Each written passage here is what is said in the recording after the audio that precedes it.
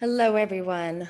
Welcome. Thank you so much for joining us at 2021 Soil Not Oil Conference discussion about growing community food forests. We're very thankful that you're joining us, and I have a very exciting lineup of amazing people here today. We are looking at agroforestry around the world and really see it as the low-hanging fruit to natural-based solutions. The planet has spent the last 4.3 billion years working on evolving into a perfect balance so that we can have this amazing garden of Eden where so many species thrive. And it's only been in the last 10,000 years, really, that it's been thrown out of balance just by one species. And a big part of that impact has been how we've been producing our food. Our agricultural practices have led to slash and burning forests around the world, plowing up fields and leaving them barren for the soil to die and blow away. We're killing the soil with fossil fuel chemicals that then run into the rivers, to the oceans, and create dead zones. We are turning mass amounts of this fragile garden planet into desert because of our agricultural practices. However, if we look to nature, we can really see that there are the answers, and that we don't have to be following these harmful practices. Agroforestry and community food forests are one of the keys that we can be implementing all around the world and creating economic stability for smallhold farmers, repairing the planet, and creating healthy, nutritious food that is good for ourselves, our family, the planet, and helping biodiversity.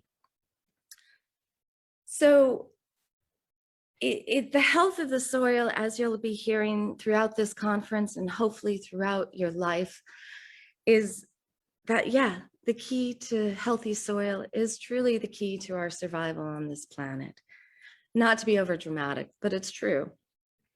And so one of the key takeaways I hope you find today is that we are part of nature, not apart from it. We are part of it. And so I am the co-founder of Abundant Earth Foundation. My name is Hanna Apricot Heckberg. And at Abundant Earth Foundation, we work to create support, and not only financial, but other means of support for important projects around the world, like you're going to hear today.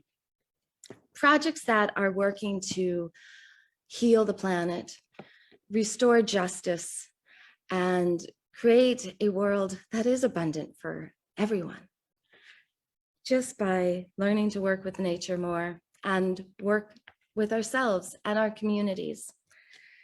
So today I have some very good friends, allies, and colleagues here representing Mothers of the Amazon, Refarmers, 7-Day Agroforestry, and an arising nutrition program that is sprouting from Abundant Earth Foundation that we are so happy to be helping support. So each of our speakers will have about 5 minutes, and I am very happy to introduce as our first speaker, MP, or Marie Pierre from Refarmers, based in Vancouver, Canada, but also doing amazing work in Uganda, Kenya, and around the world. And MP, you've become such a good friend and a hero of mine, and I'm just so excited to hear what you have to share with us today. So thank you. Thanks so much, Hanna. Okay, so you can go to the first slide. Thank you. Hi, everybody. My name is Pierre, or MP. Our organization is called Refarmers, and we're an international organization working in Uganda, as well as in Canada, here in Squamish, Musqueam, and Tsleil-Waututh territory, also known as Vancouver, British Columbia. And you're going to hear from Patrick from our team a little later, but I'm going to tell you what we're doing here with our collective, intergenerational, cross-cultural knowledge sharing community called the Vancouver Urban Food Forest. Next slide. So visionary Buckminster Fuller said, I changed this a little bit because I didn't like the man part, reform the environment and not the person, being absolutely confident that if you give people the right environment, they will behave favorably. This is where the community food forest steps in.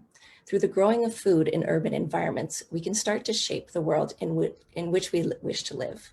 Land stewardship and agriculture has traditionally been the glue that holds communities together, and we need to revive this in urban spaces, as this will eventually transform the culture into the people we truly are, which are compassionate, reciprocal, interdependent, altruistic, and ecological.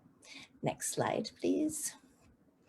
So community food forests have been steadily popping up in cities around North America as a means to create meaningful and healing gathering spaces that help with food insecurity, educate about climate resilience, create more urban biodiversity, help with social cohesion, and in our case, decolonize and re-indigenize public spaces, among many other benefits. We're still in the concept phase of our food forest project, and we're working with the City of Vancouver's Board of Parks and Recreation.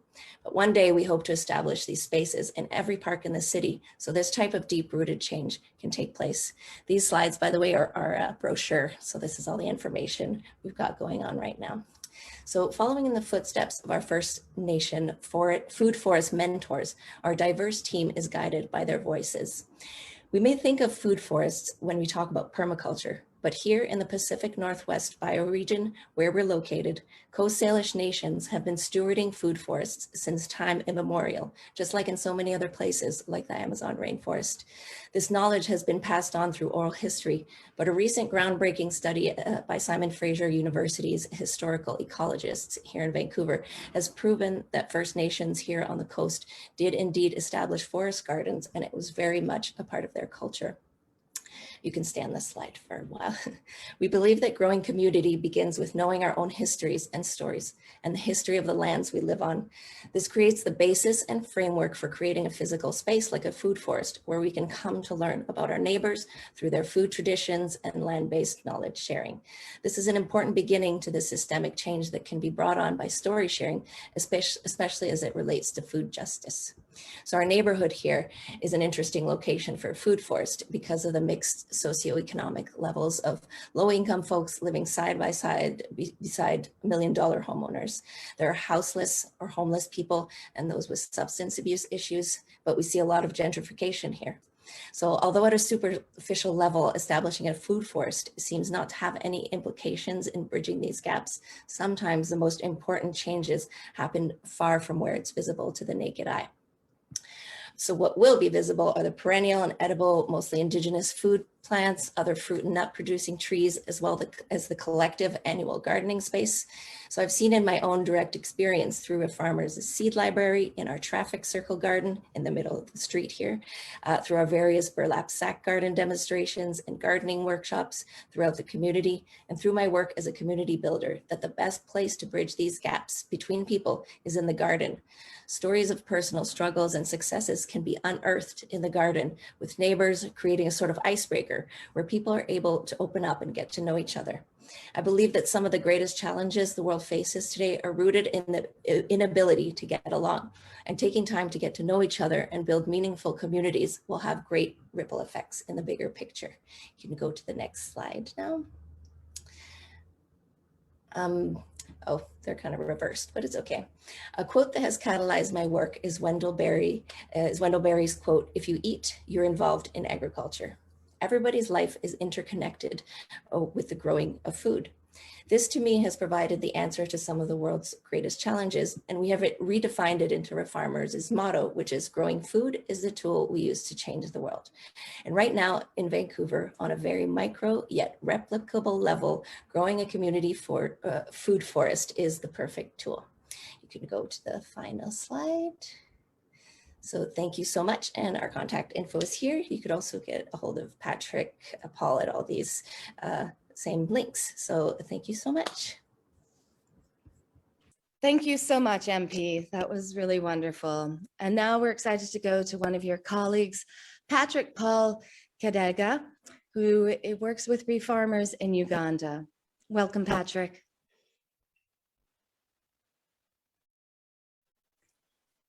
Thank you, Anna and everyone. I am Patrick Paul Kidega. I work with Refarmers since 2019 when we met with MP, and that has created a very, very fundamental change in my environmental ways and agricultural ways of doing things. When I got invited to participate in Soil Not Oil Conference, it gave me a lot of insight how I could connect from creation time up until now. We have been created and given the will.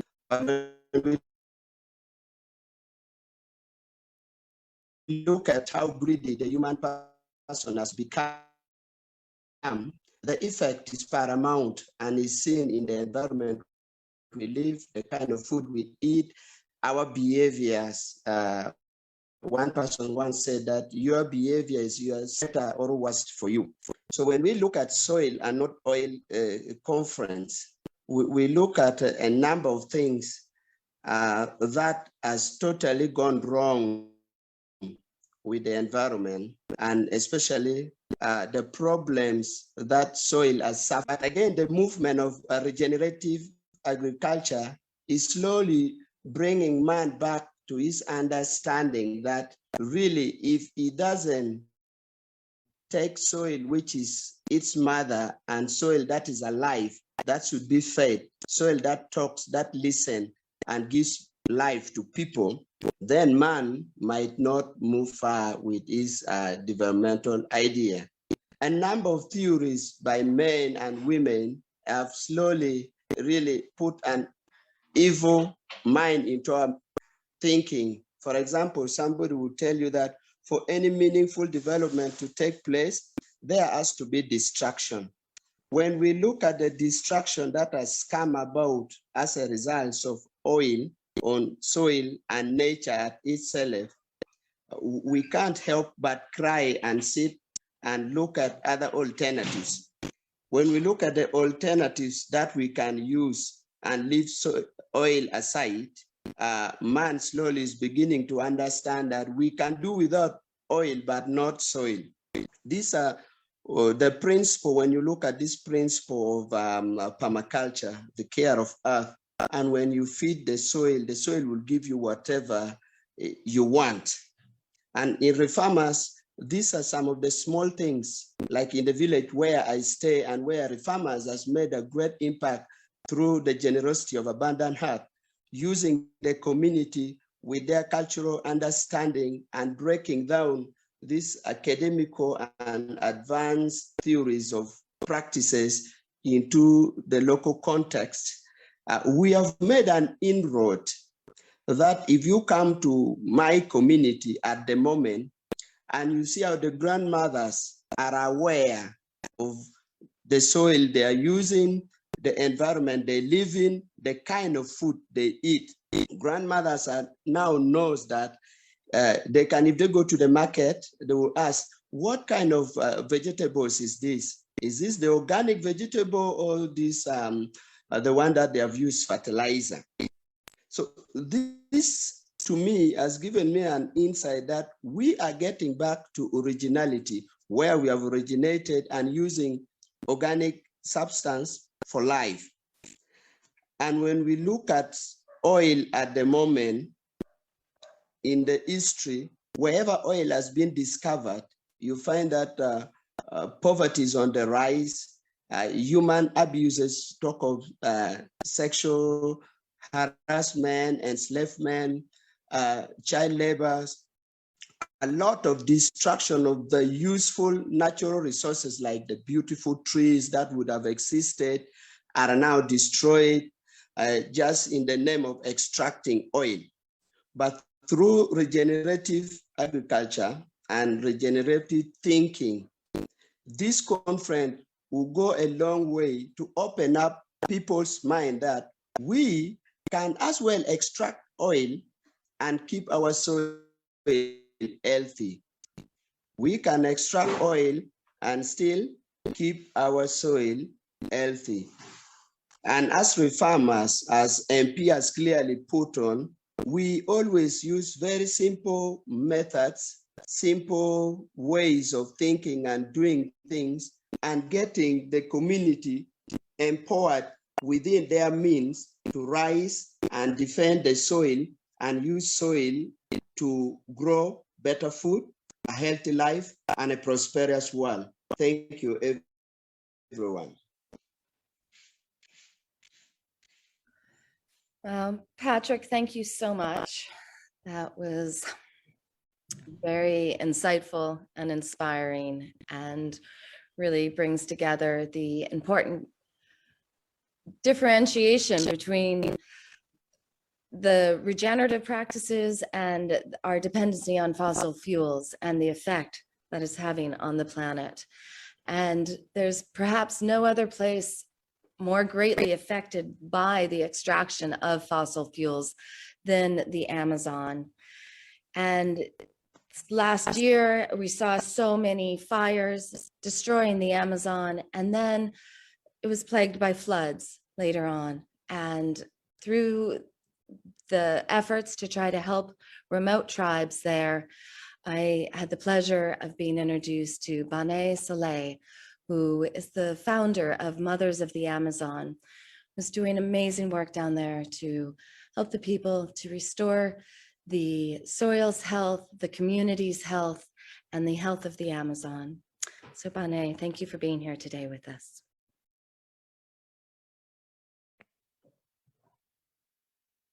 Hello everyone, my name is Bane Saleh. I'm the founder of Mothers of the Amazon. We are an initiative that operates under the Earthways Foundation. And our main area of intervention is in Acre, at the footsteps of the Andes on the Brazilian side. We work in a region called the region of Carapana. Part of this region was farmland over 17 years ago, and was completely reforested by the communities with supporting with food forests. Next slide. And so our main mission is to improve indigenous health. As of now, our main project is we're starting to build 12 wells for the region of Carapana, for the 12 villages of the region of Carapana. And we were invited by the Honey Queen Federation 3 years ago to assess the health of the environment of this region, to help them improve the health of their population as they were facing with emerging diseases such as cancer, autoimmune disorders.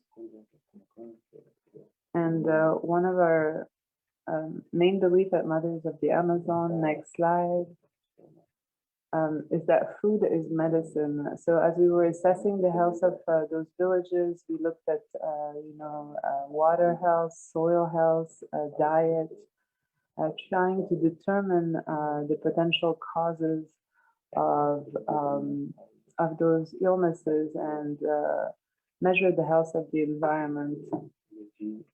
So we were able to really notice the impact of the neighboring cities that are dumping their medical waste in the river, which lead to this region. Also looking at the impact of mining on both soil and water. And it became really clear for us that in order to support these communities to regenerate and restore their environment, we had to support them in growing foods that could actually naturally heal those diseases they were facing.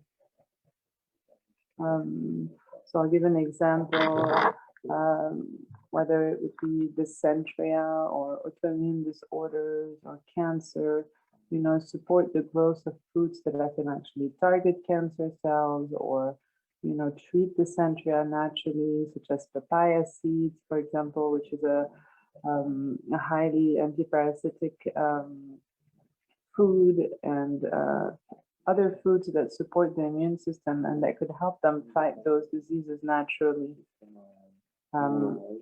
As of now, we are looking into helping these communities. So we work with the Honey Queen community mainly, and we're looking into helping the region of Carapana extend its territory so that they can restore parts of the forest that have been used for farming for many years.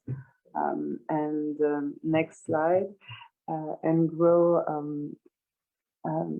grow food forests in those areas that have been deforested and polluted by the farming industry.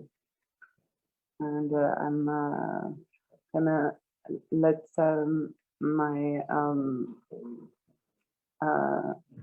friend Honey Queen share his knowledge and about how they were able to actually restore the environment in his region, the region of Carapana. Thank you very much for having me. Haush, as they say in the forest, blessings, blessings. Thank you, Bane. Haush to you too.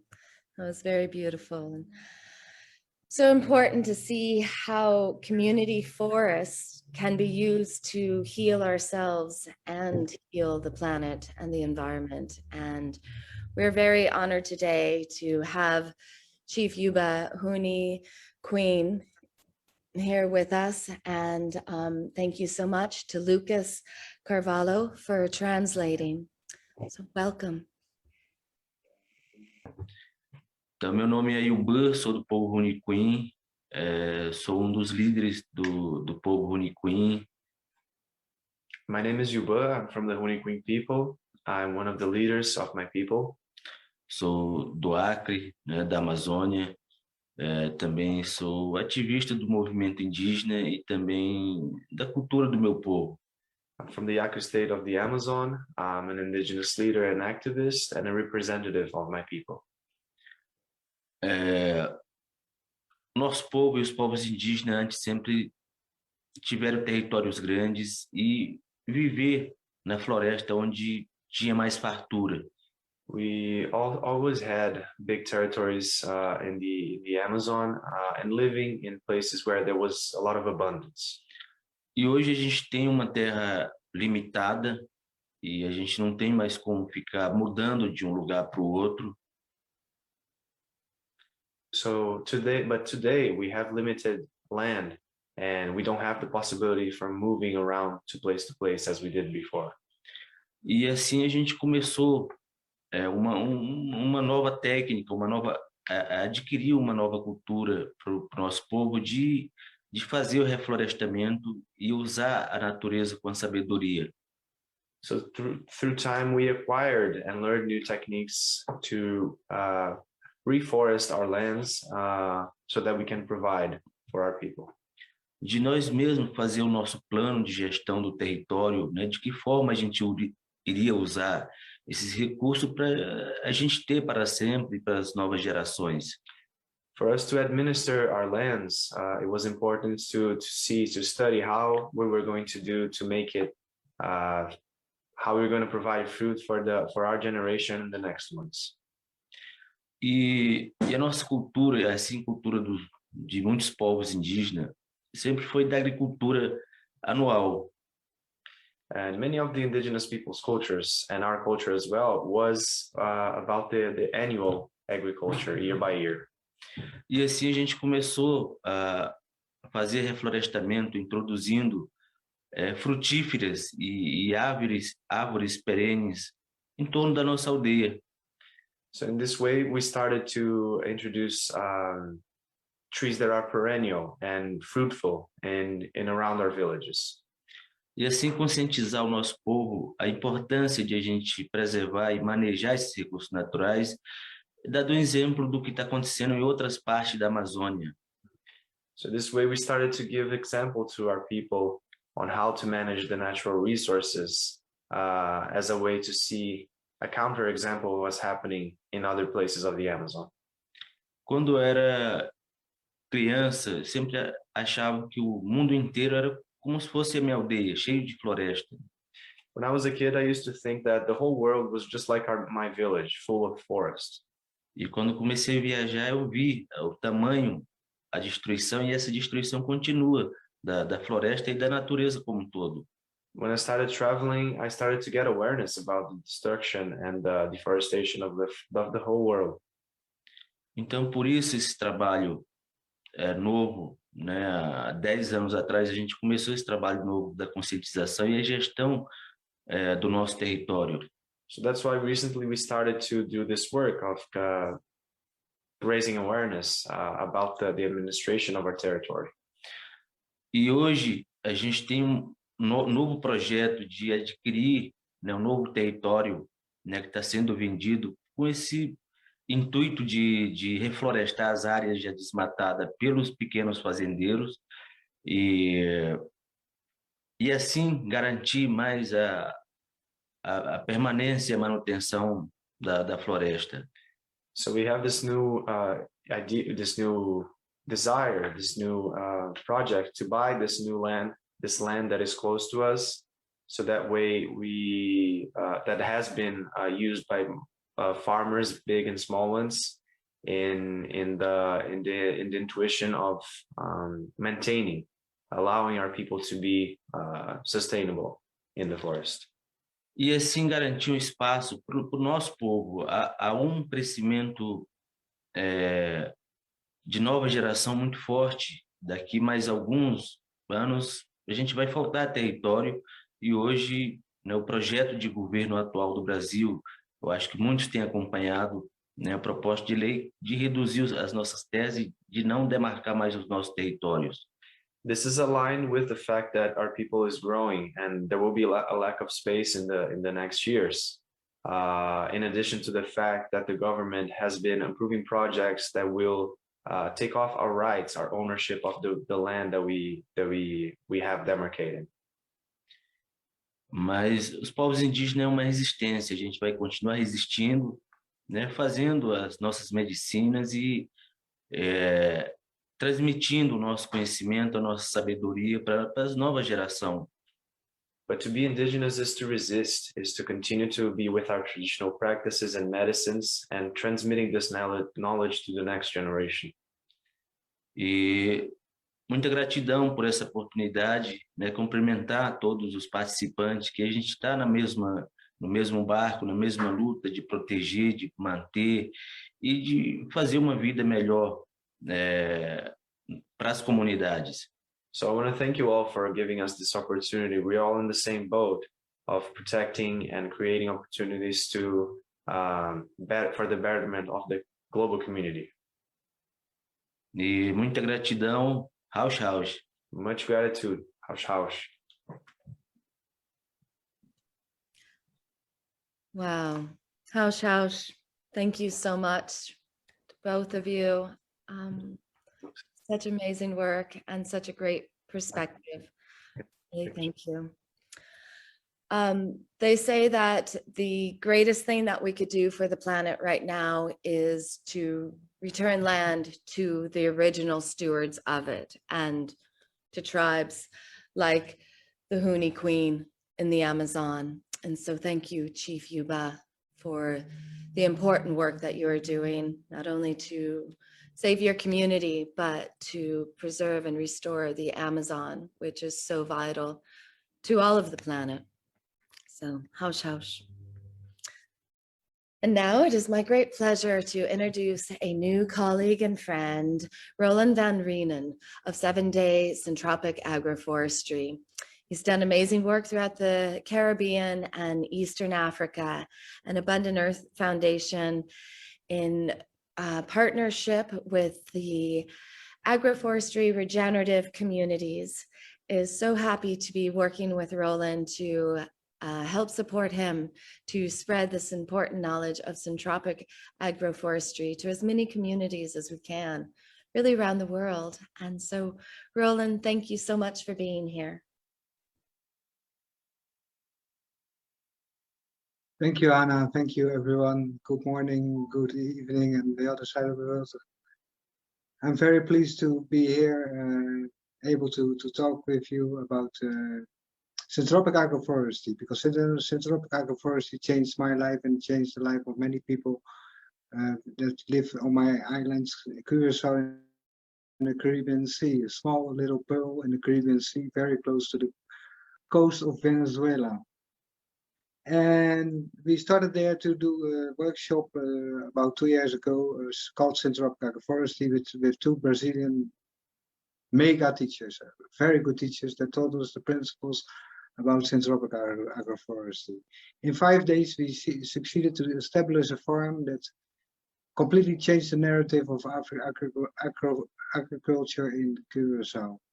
Now, Curacao is a very arid place. So there's a situation that for 7 months no rain does not fall because of deforestation by the Spaniards when they came here. And in order to plant our crops, we definitely need to change the situation. So when the Brazilians came, they say, there's no problem of rain, there's a problem of no biomass, because there's no enough vegetation, not enough biomass.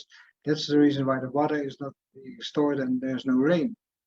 So they helped us and taught us to set up a very intensive food-producing food forest based on syntropic principles. Now you may ask, what is syntropy? Syntropy is the opposite of entropy. And entropy is exactly that's what modern agriculture is achieving. Entropy. It's a downward spiral. Well, syntropy means an upward spiral, and a spiral of natural abundance. Yeah. So to make a long story short, that course, that farm that we set up, was changing the conditions which we plant. In Curacao we have to irrigate our plants 4 liters water per square meter a day. But we succeeded in getting this back once in the 20 days. Once in the 20 days, we succeeded to irrigate our food forest due to syntropic agroforestry designs. Syntropic agroforestry has been developed by Ernst Gotch in Brazil, and it is just mimicking nature. And it got one major principle that says, we are not the intelligent ones, but we are part of an intelligent system, which is nature. We should learn to adapt, and our role is only to accelerate the regeneration of forests, food-producing forests. So in Curacao, the success of this farm meant a complete revolution, a real revolution in Curacao, of people that all of a sudden wanted to start a food forest like ours, with the one we did with the Brazilians. So for some reasons, that I won't go into deep now, I also came to Kenya last year and also managed to set up a tropical agroforestry farm in Miami. And that farm is the only green place in the dry season, and the only food producing place in the dry season in a completely depleted soil area.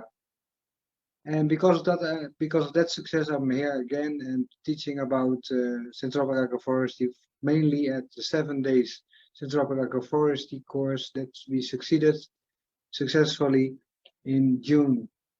And currently I'm teaching a permaculture design course, also teaching syntropic agroforestry practical, but also permaculture principles with the students. And I'll be heading to another course in Maurice Arboya's place, also to teach about agroforestry. Let me tell you a little bit about the course and the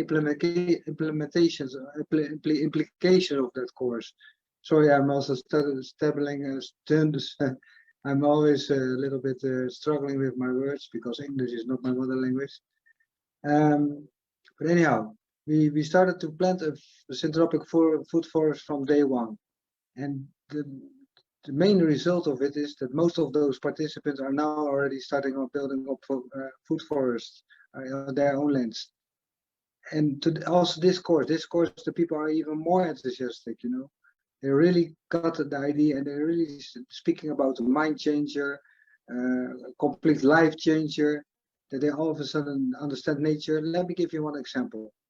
I gave an example that maize that is still growing is green, so it's asking for rain. While the maize that is yellow has become old and don't want water because they don't want to get the seeds to be rotten by too much moist.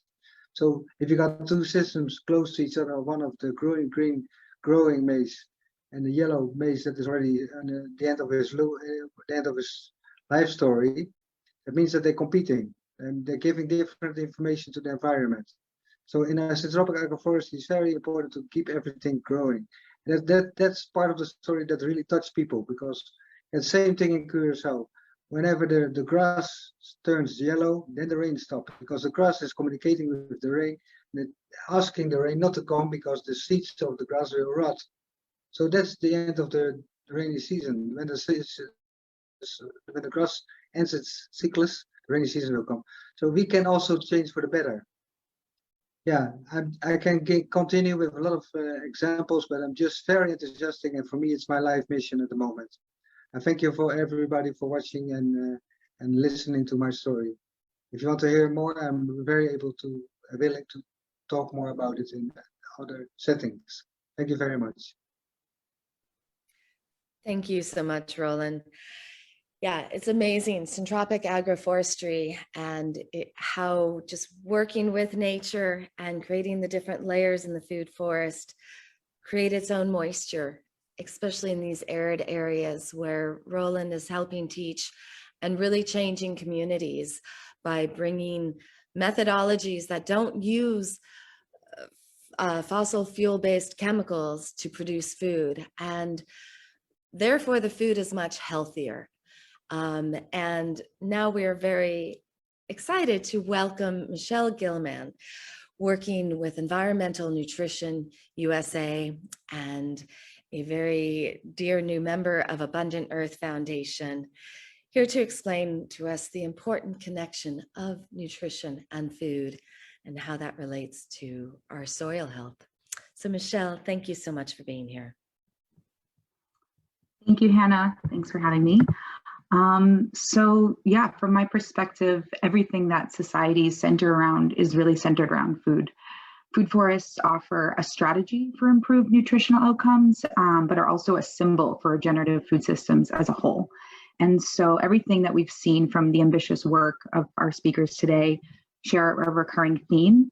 They're indirectly and holistically addressing nutritional imbalances, not necessarily specific interventions to target one deficiency, but a whole systems approach to improving public health, ecosystems, economic development, education, and so much more.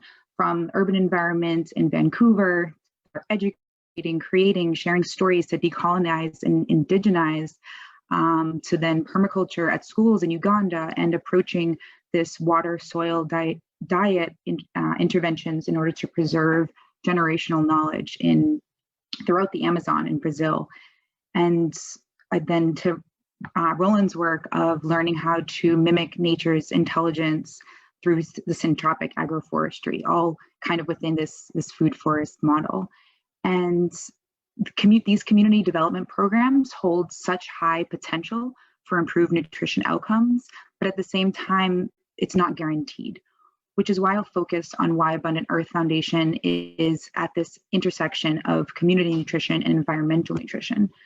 So I was first introduced to this term of environmental nutrition and this emerging practice by an article in the American Journal of Public Health when I was waist deep in exploring the crises of conventional food systems in grad school.